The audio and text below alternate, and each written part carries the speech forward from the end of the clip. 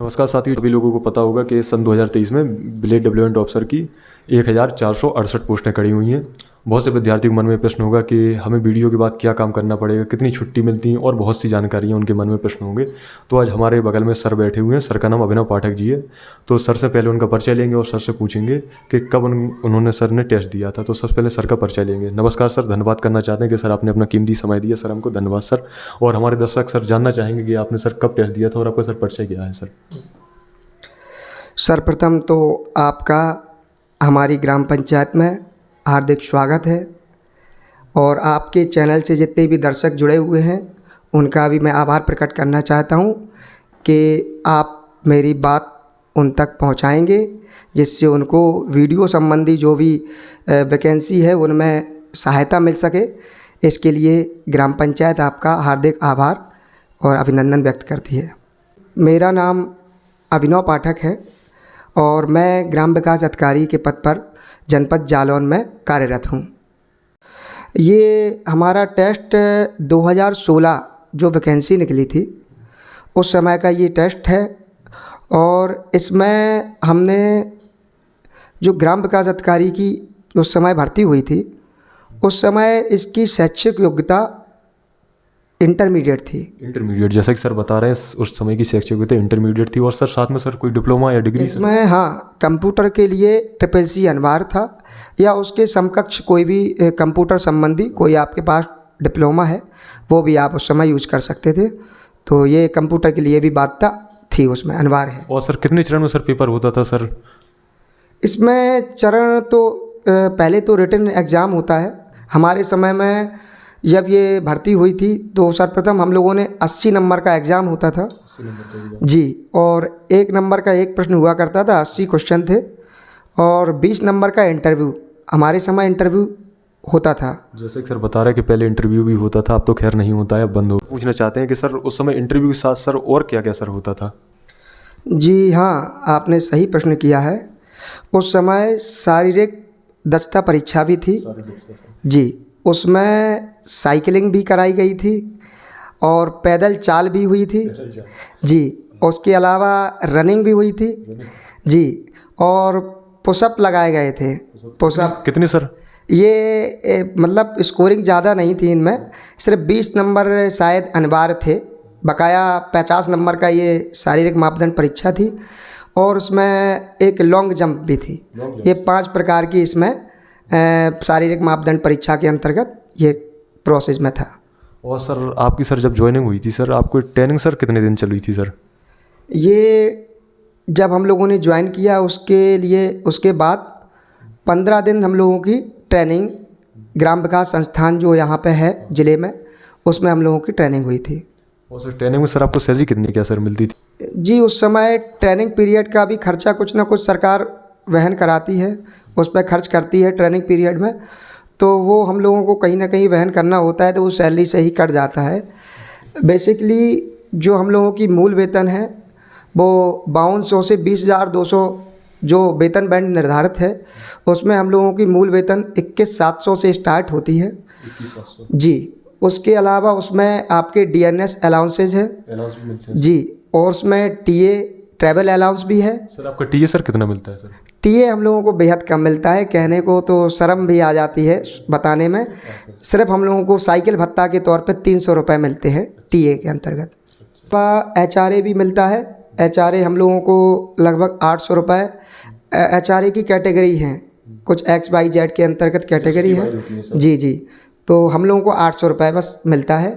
तो ये सब मिला के जब सैलरी बनती है तो वर्तमान परिवेश में अगर जोड़ लिया जाए आज के समय जिसकी बच्चे की पोस्टिंग होती ग्राम विकास अधिकारी के अंतर्गत, तो उसको 29,000 साढ़े 29,000 रुपये उसको इन हैंड मिलेगा। जैसा कि सर ने बताया सैलरी काफ़ी ठीक ठाक मिल जाती है। और सर आपसे पूछना चाहते हैं सर, क्या सर कोई विद्यार्थी अगर इस पद पर सर चयन हो जाता है, वो सर आगे की अपनी पढ़ाई अगर सुचारू रूप से जारी रखना चाहता है, तो क्या आपको सर इतना पर्याप्त समय मिल पाता है कि नहीं मिल पाता कि आप अपनी आगे की पढ़ाई सुचारू रूप से जारी रख सकें सर। बड़ा कठिन प्रश्न पूछ लिया है आपने। हमारे लिए ये बताना बड़ा कठिन हो जाता है कि हम लोगों को समय कम मिलता है। शुरुआत में हम लोग जब सीखने के दौर में थे तब तो काफ़ी समय लगता था कि हम लोग पढ़ाई कर सकते हैं, लेकिन वर्तमान प्रदेश के हिसाब से शासन स्तर से जो योजनाएं आती हैं उनको सुचारू रूप से क्रियान्वयन करने में कहीं ना कहीं काफ़ी मशक्क़त करनी पड़ती है ग्रामीण स्तर पर। तो समय अगर आपके अंदर लगन है, हुनर है और आप कुछ अलग करना चाहते हैं और आपकी इच्छा शक्ति पर डिपेंड करता है कि आप पढ़ाई के अलावा भी हमें नौकरी के अलावा भी पढ़ाई करना है तो आप यहाँ से जाके अपना समय दे सकते हैं। अगर आप मिनिमम 3 घंटे भी पढ़ाई सुचारू रूप से कंटिन्यू करेंगे तो आपके लिए राहें आसान होगी। जैसा कि सर ने बताया, आप अगर पढ़ने वाले हो, आपके अंदर अगर लगन है तो आप पढ़ सकते हैं, नहीं तो आप नहीं पढ़ सकते हैं। सर क्या आपको संडे की छुट्टी मिलती है कि नहीं मिलती, और सर त्यौहार की छुट्टी मिलती है, या आपको सर साल में अप्रोक्सीमेटली कितनी छुट्टी मिल जाती है? सर से पूछना चाहते हैं, सर बताना चाहिए। इस ग्राम विकास विभाग के अंतर्गत छुट्टियों का तो ऐसा है कि जो शासन स्तर से छुट्टी निर्धारित कर दी जाती है वो छुट्टियां पर्वों पे, त्योहारों पे जो भी रहती हैं वो तो मिलती हैं। बकाया कोई भी काम ऐसा आ जाता है जो रविवार के दिन भी होना है या लक्ष्य आधारित है, कैसे भी करके उसको करना होता है, तो वो छुट्टी फिर नहीं मानी जाती है। मोस्टली जो भी अनुमन्य है अवकाश वो हम लोगों को मिलते हैं। बकाया काम तो हमको 7 दिन करना पड़ता है।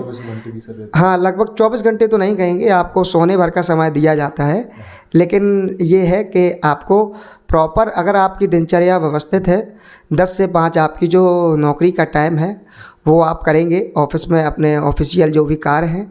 उसके अलावा कभी कोई निरीक्षण है, दौरा है, उनमें कभी समय नहीं देखा जाता इन सब चीज़ों में, क्योंकि अपने ग्राम पंचायत या विकास खंड स्तर से जो भी कार्य हम लोगों को दिए जाते हैं वो शासन की प्राथमिकता के अंतर्गत ही दिए जाते हैं। तो हम लोग उनको भली भांति निर्वहन करने के लिए समय की बिना परवाह करते हुए अपने कामों को इंटरेस्ट के साथ करते हैं। तो इसमें समय की कोई बाध्यता नहीं है। जब अपना काम ख़त्म हो गया तो आप अपने घर पर पहुँच सकते हैं। अब सर से पूछना चाहते हैं कि सर आपके सर अंडर में कौन कौन से कार्य आते हैं, और सर क्या क्या आपको सर कार्य करना पड़ता है? सर जी हाँ, हम लोगों के यहाँ काम कई विभागों के करने पड़ते हैं, जिसमें आपका प्रधानमंत्री आवास योजना, हाँ, जो ग्रामीण लोगों की ग्रामीण अंचल में जो भी मदद संभव हो सके, सरकार का प्रयास रहता है कि रोटी, कपड़ा और मकान, उनका जीवन यापन कैसे सुदृढ़ हो ग्रामीण परिवेश में। उसके लिए सरकार जो भी योजनाएं ग्राम विकास विभाग के अंतर्गत चला रही है उनका धरातलीय परिदृश्य में हम लोगों को उनका सही ढंग से क्रियान्वयन करना होता है। तो हमारे अंतर्गत प्रधानमंत्री आवास योजना ग्रामीण, मुख्यमंत्री आवास योजना ग्रामीण, इसके अलावा स्वच्छ भारत मिशन के अंतर्गत स्वच्छ शौचालयों के निर्माण, पेंशन संबंधी कार्य है जिसमें वृद्धावस्था पेंशन है, निराश्रित महिला पेंशन योजना है, इसके अलावा आपकी वृद्धावस्था विकलांग पेंशन योजना है, दिव्यांग जिसको हम कहते हैं आज के परिवेश में, मुख्यमंत्री बाल सेवा योजना है, जिनके माता पिता कोरोना काल के बाद यदि ख़त्म होते हैं, उनके बच्चों की पढ़ने की स्थिति सही नहीं है तो सरकार आर्थिक मदद मुहैया करा रही है, कन्या सुमंगला योजना है, राशन वितरण की योजना है सरकार की तरफ से, और इसके अलावा आंगनबाड़ी योजनाएं हैं जो छोटे बच्चों के लिए आंगनबाड़ी खोले जाते हैं, उनकी शैक्षिक योग्यता को शुरुआत बेसिक स्तर पर मजबूत करने के लिए।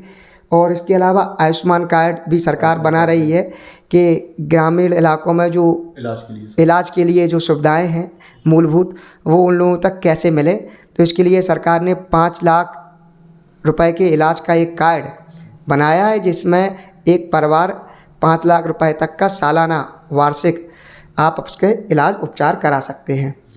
और उसमें आपकी जो भी अन्य शासन स्तर पर समय समय पर और भी गतिविधियां होती रहती हैं, हाँ, योजनाएं आती रहती हैं। सरकार जो आदेशित करती है नीचे, उनका हम लोग अक्षर सा पालन करने का प्रयास करते हैं। कोरोना प्रदेश में अलग परिस्थितियाँ थी, अलग काम किए गए थे, तो परिस्थितियों के अनुसार हम लोग कार्य करते हैं। आपको अलग अलग कार्य करना पड़ा। आपकी सर फील्ड की सर ड्यूटी ज़्यादा रहती है सर? जी। और सर से पूछना चाहते हैं कि सर इसमें सर प्रमोशन प्रोसेस क्या है सर? कितना समय लग जाता है आपको सर? अगला प्रमोशन आपका सर किस पद पे होगा सर? हाँ, हम लोगों के विभाग में थोड़ी सी अभी ये समस्या चल रही है कि प्रमोशन समय से नहीं हो पाते हैं। मोस्टली देखा जाए तो प्रमोशन की एक सीमा है, 10 साल होना चाहिए। जिस समय हम लोगों का एसी पे लगता है वो इसीलिए लगता है कि भाई प्रमोशन मिल जाए तो ज़्यादा ठीक है, नहीं एसी पे लग जाती है। तो प्रमोशन का जो समय अब तो लगभग 22 साल में प्रमोशन, अभी पिछली बार 1999 बैच से अभी हो पाए थे, तो 22 साल का समय एडीओ बनने में लगा था। तो पहला चरण तो एडीओ का आपका पद रहता है, तो कई उसमें विभाग हैं। एडीओ के लिए भी एडीओ आईएएस भी बनते हैं। अगर आप पंचायत विभाग से हैं तो एडीओ पंचायत बनने का आपको सौभाग्य प्राप्त होगा। इसके अलावा एडीओ समाज कल्याण का भी पद रहता है, एडीओ एसटी का भी पद है, एडीओ कोऑपरेटिव का भी पद है। तो एडीओ बनने के बाद आपका जिस विभाग में आप गए, जैसे एडीओ आईएएस भी जो ग्राम विकास विभाग के अंतर्गत है, तो उसके बाद आप बीडीओ बनने का सौभाग्य प्राप्त होगा आपको। और बीडीओ के बाद अगर आपकी सर्विस काल में समय अवधि ठीक है तो आपको तो आपको एक प्रमोशन बीडीओ के बाद भी डीसी का पद है या डीडीओ का पद है, वो भी आपकी सेवा अवधि में आपको सौभाग्य प्राप्त हो जाएगा। हाँ। जैसे कि सर ने बताया, और सर से एक और प्रश्न पूछना चाहते हैं कि सर क्या आपकी होम डिस्ट्रिक्ट में सर पोस्टिंग हो सकती है सर? जी हाँ, बिल्कुल हो सकती है। ये जब भर्ती होती है तो भर्ती के अनुसार हर जनपद में पदवार ये खोल दिया जाता है कि आपके यहाँ इतने पद रिक्त हैं। यदि आपके गृह जनपद से जितने बच्चों ने आवेदन किया होगा, उसके अतिरिक्त जो बच्चे अगर सिलेक्शन के बाद आते हैं तो उनको कहीं ना कहीं अपने गृह जनपद में पोस्टिंग नहीं मिल पाती है, तो अन्य उनको ऑप्शन दे के अगल बगल के ज़िलों में भी पोस्टिंग हो जाती है। अगर आपके ज़िले में पद रिक्त हैं और पद के सापेक्ष वैकेंसी जो बच्चों का सिलेक्शन प्रतिशत है, या सिलेक्शन कहें हम, बच्चों का जो संख्या आके निकल के आई है पद के सापेक्ष में, अगर वो कम है तो बच्चे अपने गृह जनपद में पोस्टिंग पा जाते हैं, और अगर उससे ज़्यादा है तो अगल बगल के जो भी डिस्ट्रिक्ट है उनमें आपकी ज्वाइनिंग हो जाती है।